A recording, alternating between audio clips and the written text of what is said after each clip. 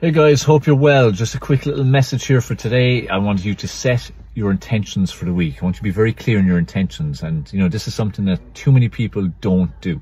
That they're not very clear on what are the actual intentions for the week. You know, what do you want to get out of this week? We've 7 days. Today's the start of it. Whenever you're watching this, you'll have a certain number of days left, whenever it may be.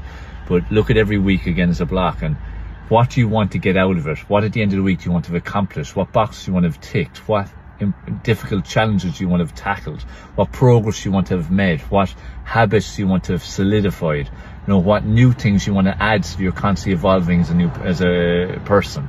So that commitment to evolving into a better version of yourself all the time. Be clear on it, be intentional about it. You have to take the time to decide on it, and then it's about action, action, action. So set your intentions, be clear on them, look at where you want to improve, and then go into action mode. And once you take an action, you're always moving forward. Remember, commit to evolving a better version of yourself every day.